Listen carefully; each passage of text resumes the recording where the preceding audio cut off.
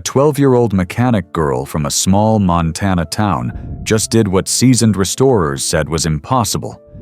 She brought a rusted classic muscle car back to life using nothing but a wrench, a notebook, and a heart full of determination.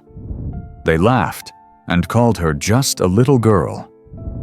But what happened next silenced every doubt. The mechanic girl who was dismissed for her age became the craftsman who revived a piece of American history, reminding the world that true skill isn't measured by titles, but by passion. This inspiring story of a mechanic girl's relentless journey to restore a muscle car will stay with you long after the final bolt is tightened. Before we dive in, tell us where in the world are you watching from? If you enjoy stories like this, make sure to hit that subscribe button because tomorrow's episode is truly mind-blowing. Let's get started. Most folks in Oak Ridge passed by Mason's Auto Repair without a second glance. Just another dusty garage on the edge of town, where time seemed to move slower and the smell of motor oil hung in the air like an old song. But for Eleanor Mason, that garage wasn't just a place where engines got fixed. It was home. At 12 years old, Eleanor wasn't what people pictured when they thought of a mechanic. She was small, with blonde hair usually tied back in a messy ponytail, and always had smudges of grease on her cheeks. Her father had taught her everything he knew before he passed. And now, she and her Uncle Dylan were keeping Mason's Auto alive one repair at a time. But business had been thin. Folks trusted her with oil changes and tire patches. Sure.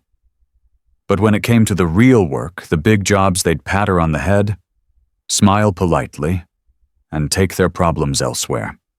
That's why, when a rusted-out 1969 Dodge Charger got hauled into their lot one crisp autumn morning, Eleanor knew this wasn't going to be an ordinary repair. This was going to be a battle. But she had no idea just how hard they'd try to keep her out of it.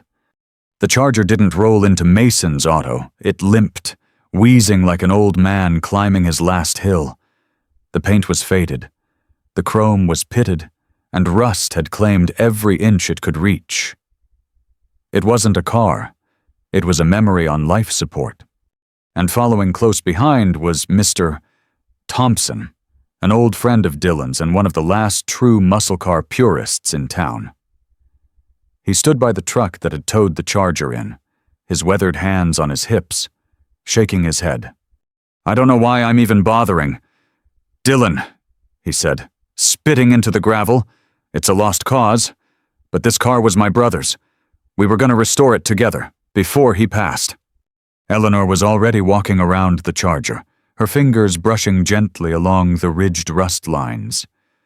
She wasn't seeing a wreck. She was seeing possibilities. Dylan gave her a look. He knew that look. "You want to take a shot at it?" Ellie, Mr. Thompson asked, half joking, half hopeful. But before Eleanor could answer, a voice cut through the air. "You're just a little girl. What are you going to do? Paint it with crayons." The voice belonged to Rick Jensen, a mechanic from a bigger shop uptown. He'd just pulled in for a part Dylan had ordered. But now he stood by, smirking with arms crossed, watching the scene unfold like a comedy sketch. Eleanor didn't flinch. "Mr. Thompson chuckled nervously. "Maybe Rick's right. This isn't child's play. Maybe I should tow it back." But Dylan raised his hand. "Tom, don't you dare. Eleanor's been fixing things most folks would give up on. She's got a way of listening to what's under the rust." Rick laughed again. "Yeah, sure. Let the little girl listen to it. Let me know how that works out." Eleanor crouched next to the Charger's frame, her hands running along the undercarriage. To the untrained eye, it was all rot and ruin, but to her, it was like reading Braille. She could feel the tension points, the fractures hidden beneath the surface. "It's not the rust that's the problem," she said softly. "It's the story trapped underneath." Dylan knew better than to interrupt her when she got like this. It wasn't some mystical nonsense. Eleanor didn't fix cars, she understood them, her father used to say. Ellie doesn't just see what's broken. She sees what's waiting to breathe again. But Rick didn't buy it. Good luck, kiddo. That's a muscle car, not a dollhouse. Mr. Thompson sighed. Ellie, are you sure you want to take this on? Eleanor stood up, wiping her hands on her overalls. Mr. Thompson, I'll need time. But if you trust me, I'll make her roar again. There was a moment of silence. Dylan stood firm. Mr. Thompson looked at the charger, then back at Eleanor. All right, he said. Show me what you can do. Rick just shook his head, muttering as he walked off. You'll never get that rust bucket to move again. But Eleanor didn't care. The challenge had been thrown, and she was ready to answer. That night, long after the sun had dipped behind the Montana hills. Eleanor was still in the garage. The sounds of her tools echoed softly, rhythmic and deliberate. Dylan watched from the doorway, a proud smile hidden beneath his tired eyes. She's gonna prove 'em all wrong, he whispered to himself. Piece by piece, bolt by bolt. Eleanor began uncovering the charger's hidden strength. She knew it wouldn't be easy. The rust wasn't just on the surface, it had eaten its way into the car's bones. But she wasn't afraid of the work.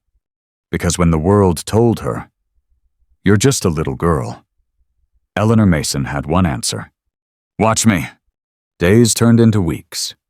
Every afternoon after school, while her friends were off at the diner or scrolling through their phones, Eleanor Mason was in the garage, sleeves rolled up, fingers blackened with grease, hands working methodically on the rusted bones of the '69 Charger. She had a system. Strip, clean, repair, rebuild. But this wasn't just a mechanical job to her. It was personal. Dylan had helped where he could. But most nights, he just stood back, watching her navigate the restoration with a focus most adults would envy. Even Mr. Thompson, who had stopped by every few days to check in, found himself standing quietly, more spectator than supervisor. But then, the unexpected happened. Late one Friday afternoon, just as the sky turned that soft orange glow only Montana sunsets know how to paint. A black SUV rolled into the lot. Eleanor barely noticed, she was too busy adjusting the Charger's suspension. But Dylan's eyes narrowed. Corporate types weren't common in Oak Ridge. The SUV door opened, and out stepped Vanessa Whitmore, Regional Director of Northline Motors, a high-end restoration firm known for buying up small-town garages and flipping them into sterile showrooms. She was sharp, efficient, dressed in a tailored blazer and heels that looked more suited for marble floors than gravel lots. Dylan Mason. She greeted with a tight smile. We've been watching your little project. Dylan didn't return the smile. It's not my project. Vanessa's gaze shifted toward the Charger, then to the small figure kneeling beside it. That's the girl I've been hearing about, she asked, raising an eyebrow. Eleanor Mason, Dylan said. My niece. Vanessa approached, her heels clicking against the cracked concrete.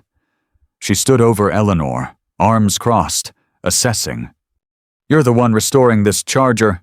She asked, voice dripping with polite disbelief. Eleanor looked up, wiping sweat from her brow. Yes, ma'am. Vanessa's smile was razor thin. Do you even know what you're working with? This isn't a school project. Sweetheart, it's a muscle car, a legacy vehicle. Projects like these require expertise. Eleanor stood up slowly, her eyes calm. You think cars care about titles? Vanessa blinked, momentarily caught off guard. Mr. Thompson stepped out from behind the SUV, having just arrived in time to catch the exchange. Vanessa. She's done more for that car in 2 weeks than Northline did in 2 months. Vanessa's posture stiffened. That may be Tom, but sentiment doesn't restore cars. Precision does, discipline, experience. Eleanor picked up her spiral notebook, flipping through pages of detailed sketches, notes, torque measurements, and weld diagrams. You're welcome to check my precision. There was a pause, a tension in the air, like the moment before an engine turns over. Vanessa didn't respond immediately. Instead, she walked slowly around the charger, trailing her fingers along the now smooth frame rails Eleanor had spent nights restoring. The welds were clean, the panel straightened meticulously. It wasn't perfect, yet Eleanor would be the first to admit that, but the craftsmanship was undeniable.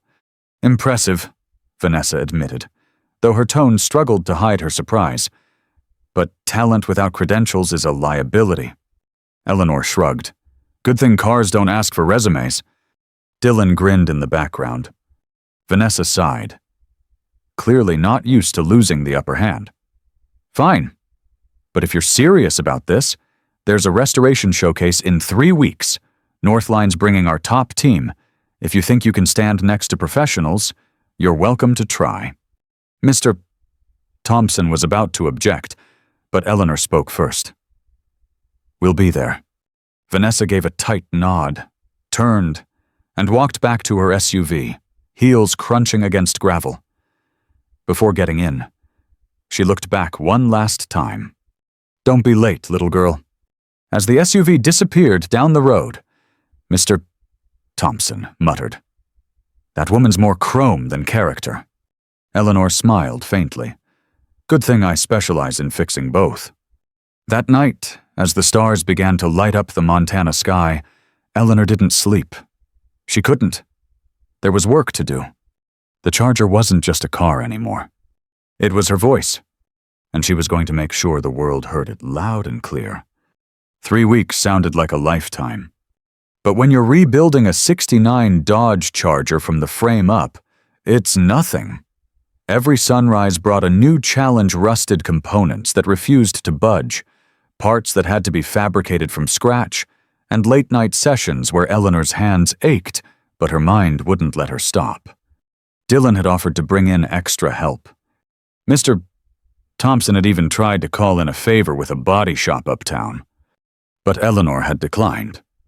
This car deserves to be fixed by someone who cares, she'd said, not someone punching a clock. And that's what shook Dylan to his core. It wasn't stubbornness. It was love. The same kind of love her father had poured into every machine he'd touched. But while Eleanor was grinding away, word had spread. Small towns had a way of turning whispers into headlines. Folks who had once smiled politely and passed her by were now driving slowly past Mason's auto, craning their necks for a glimpse of that little girl and the Charger. Even Rick Jensen, who had mocked her outright, was now showing up just to see how things were going. He leaned on a post one afternoon, arms folded, chewing on a toothpick as Eleanor worked. His words were fewer now, his smirk less certain. Didn't think you'd get this far, he said, almost grudgingly. Eleanor didn't look up. That makes 2 of us. But deep down, Rick was watching something he hadn't expected. This wasn't a fluke. This wasn't a lucky guess. This was skill, precision, artistry. Meanwhile, across town, Vanessa Whitmore sat in a glass office, her team showing her digital mock-ups of Northline's latest restoration project. It was perfect on paper, pristine, sanitized. But something about it felt hollow. She couldn't stop thinking about that girl. That notebook filled with hand-drawn diagrams. Those welds done by instinct, not software. There was a passion there she hadn't seen in years. Maybe ever. And that nagged at her. Vanessa had built her career on perfection, on data, on control. But here was a 12-year-old kid who, with a wrench and sheer willpower, was forcing her to reconsider everything she thought she knew about craftsmanship. 2 days before the showcase, Vanessa made a call. Not to her design team, not to her investors. To Dylan. "Can I come by the garage?" she asked, her tone different this time. When she arrived, she didn't bring a clipboard. She didn't bring her usual entourage. She came alone. Eleanor was under the charger, socket wrench in hand, when she heard the familiar click of heels approaching. "I didn't expect to see you here," Eleanor said, sliding out from under the car. Vanessa's gaze softened. "I didn't expect to be here either." There was an awkward silence. "I came to see if maybe I could learn a thing or two," Vanessa admitted, surprising even herself. Eleanor handed her a pair of gloves. "All right, but I'm not slowing down for you." Vanessa smiled. It wasn't her usual corporate grin. It was real. That afternoon, the two worked side by side. Vanessa wasn't great with tools. She fumbled. She asked questions. But Eleanor didn't mock her. She explained, patiently, like a master teaching a student. And for the first time, Vanessa listened. Really listened. By sunset, the charger was beginning to shine, not just from the polished chrome, but from the sense of pride that filled the garage. Dylan watched from a distance, a knowing grin tugging at his lips. "I'll be damned," he whispered. "Looks like the kid's fixing more than just cars." As Vanessa packed up to leave, she turned to Eleanor. "Regardless of what happens at the showcase, you've already won," she said quietly. Eleanor just smiled. "I'm not doing this to win. I'm doing this to make it right." In that moment, Vanessa realized how far she'd drifted from why she'd entered the restoration world in the first place, and how a little girl from Oak Ridge had just steered her back. The morning of the restoration showcase dawned crisp and bright, the kind of day where the Montana sky stretches so wide you feel small just standing under it. But Eleanor Mason didn't feel small that day. The '69 Charger gleamed in the sunlight, its deep black paint reflecting the sky, its chrome details polished to a mirror shine. But it wasn't the flawless finish that made people stop and stare as Dylan backed it out of the garage. It was the soul they could feel humming beneath it. This wasn't just a restored car.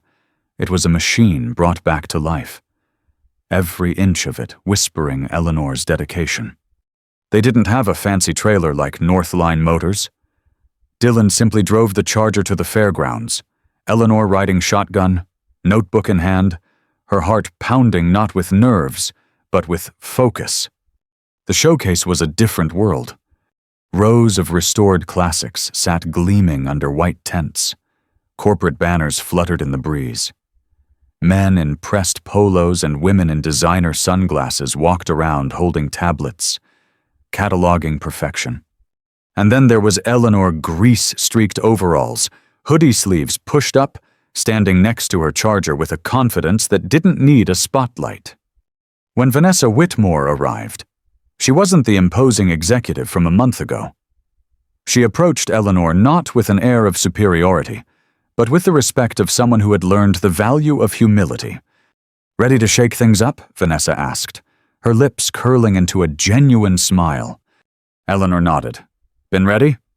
As judges made their rounds, they paused longer at Eleanor's booth than most, not because of the Charger's flawless lines, but because of the restoration log Eleanor had meticulously kept handwritten notes, sketches, even small annotations about the car's personality quirks. It wasn't data printed from a software program. It was a story, and people listened. But the real surprise came when Mr. Thompson stepped onto the small presentation stage, tapping the microphone. "I've been coming to this showcase for 30 years, he said, his voice steady. "I've seen restorations that were perfect on the outside but hollow underneath. Today, I want to tell you about a restoration that's more than just metal and paint." He pointed to Eleanor. This Charger was brought back to life by a 12-year-old girl who was told she was too small, too young, and too inexperienced to even be in a garage. But while others saw rust and failure, she saw potential. She listened not to what the specs told her, but to what the car itself needed. The crowd turned their attention to Eleanor, and for the first time, those skeptical eyes were filled with genuine admiration. Later that afternoon, as the showcase was winding down, Vanessa approached Dylan and Eleanor with an unexpected proposal. "I want to create a new division at Northline," Vanessa began. "One that focuses on true craftsmanship, the kind that can't be measured in spreadsheets. I want Eleanor to be the face of it. We'll call it the Heritage Project. Workshops, apprenticeships, maybe even a mentorship program led from here, in Oak Ridge." Dylan's eyes widened. "You want her to work for Northline?" "No," Vanessa corrected. "I want Northline to learn from her." Eleanor looked at Dylan, then at the Charger. "I'm not leaving Mason's Auto," she said firmly. Vanessa smiled. "That's exactly why this will work." Word spread fast. Within days, emails flooded in students who struggled in traditional classes, hobbyists who wanted to learn the Eleanor way, even veteran mechanics who admitted they'd lost touch with why they started fixing cars in the first place. Eleanor had sparked something.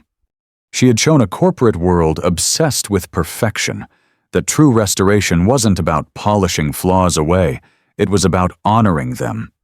As she stood in the garage that evening, looking at the Charger one last time before locking up, Dylan put a hand on her shoulder. "You didn't just fix a car, Ellie. You rebuilt how people see possibility." Eleanor smiled, soft and quiet. That was always the point. The weeks that followed the showcase felt like a dream Eleanor never dared to imagine. Emails turned into phone calls turned into visits, mechanics from neighboring towns, young students with grease on their hands and doubt in their hearts, even retired craftsmen who thought their best days were behind them, all started showing up at Mason's Auto Repair. But they weren't coming for oil changes or quick fixes. They were coming to learn. From her. At first, Eleanor felt awkward. She wasn't a teacher. She was a kid who listened to machines better than she listened to people. But Uncle Dylan reminded her of something her father once said. Teaching isn't about having all the answers. It's about showing others how to ask the right questions. And that's exactly what Eleanor did. She didn't hold formal classes or lecture with a pointer stick. Instead, she invited people to roll up their sleeves and get their hands dirty. She showed them how to feel for tension in a frame, how to hear when an engine breathes unevenly, how rust isn't just corrosion, it's the car telling you where it hurts. One afternoon, Vanessa returned not in a suit, but in jeans and a simple flannel, her heels swapped for work boots. She didn't carry a clipboard, she carried a toolbox. "I figured if I'm going to run the Heritage Project," she said, grinning sheepishly, "I better start by fixing what I neglected to learn." Eleanor simply handed her a wrench. "You know where to start?" Their relationship shifted that day. Vanessa wasn't a corporate executive anymore. She was a student, humble, eager, and most importantly, willing to listen. As weeks turned to months, Mason's Auto transformed. The garage, once seen as a forgotten relic, now buzzed with life. There was a rhythm to the place, an energy that came from people rediscovering the joy of building something with their own hands. The small gravel lot became a makeshift classroom, where every dent, scratch, and misaligned panel was a lesson waiting to be learned. One of Eleanor's favorite moments came when Rick Jensen, the same mechanic who had once laughed at her, showed up, hat in hand. "I've been fixing cars for 30 years. Kid," he said, scratching the back of his neck. "But I've been doing a lot more talking than listening. Think you could teach an old dog new tricks?" Eleanor just smiled. "Only if you're willing to get your hands dirty. Rick." He rolled up his sleeves and joined the others. The Heritage Project wasn't about prestige. It wasn't about turning a profit. It was about restoring more than cars. It was about restoring pride, patience, and purpose. And Eleanor, she grew in ways she never expected. She wasn't the little girl they underestimated anymore. She was the mentor people traveled miles to learn from. But even as her reputation grew, Eleanor remained grounded. She still kept that same spiral notebook, adding sketches and notes. But now it wasn't just her thoughts. It included ideas from students, tips from seasoned mechanics, even doodles from kids who just liked hanging around the shop. Dylan often joked that Mason's Auto had become part garage, part community center. But beneath the grease and grit, Eleanor knew the truth. She hadn't just changed how people looked at her. She had changed how people looked at themselves.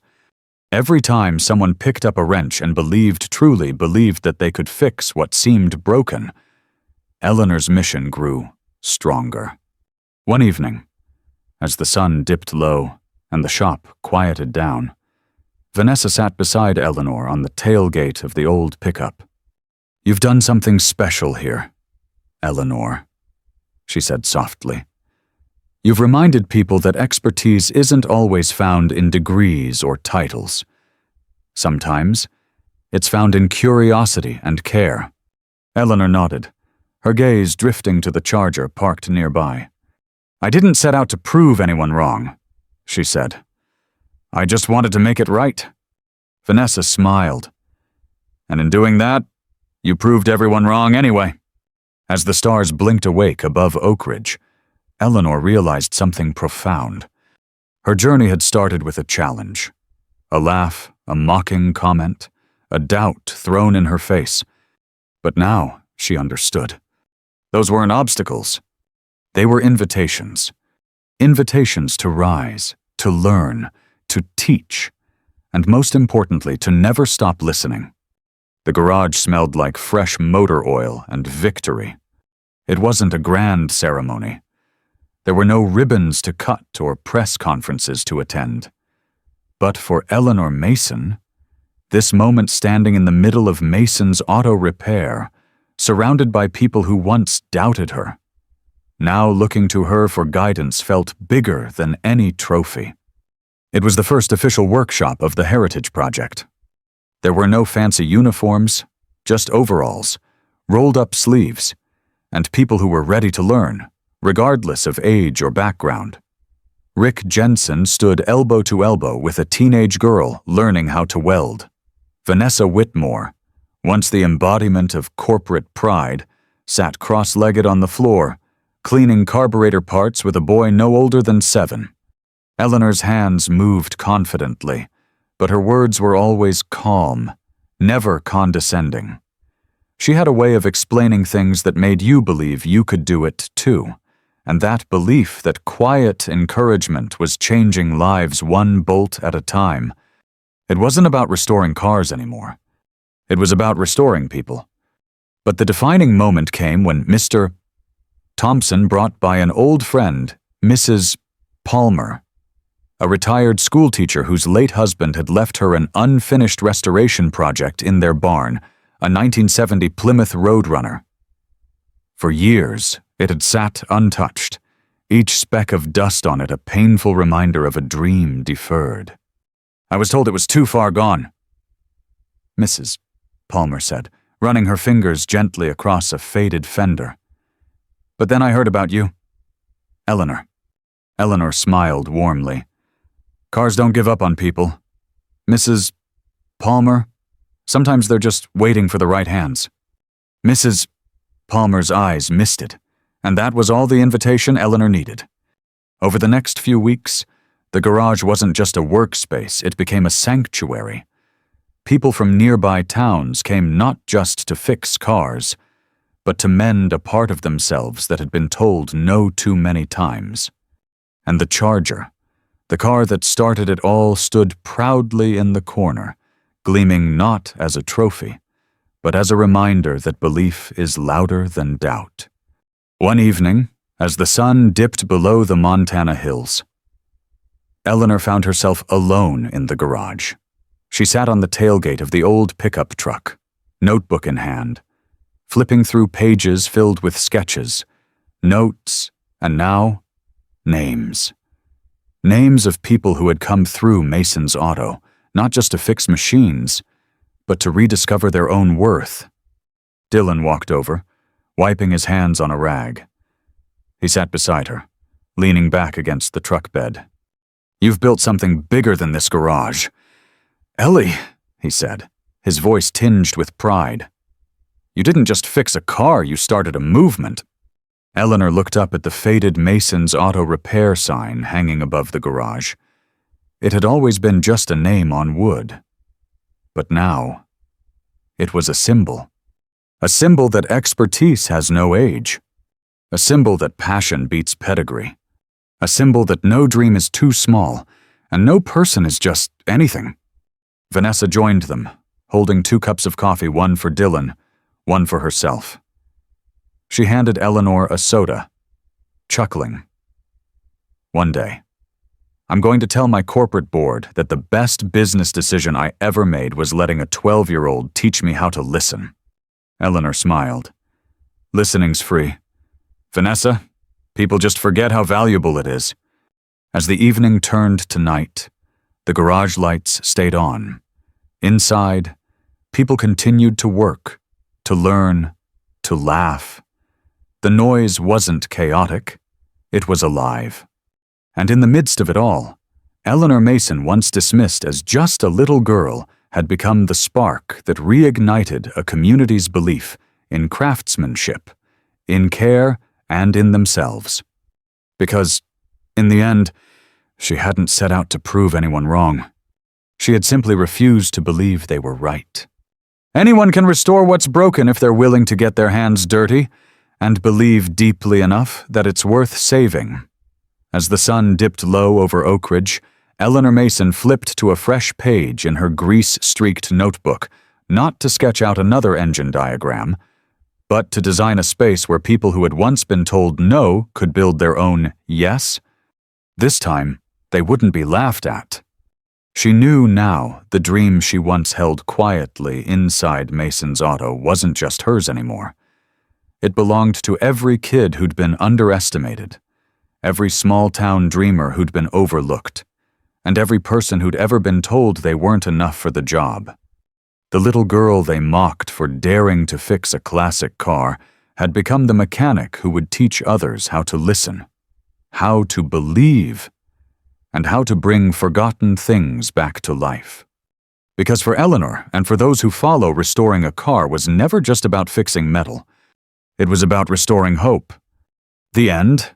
Up next, 2 more stories that will challenge how you see the world. Click to keep building with us, and don't forget to hit subscribe if you believe dreams are worth fighting for.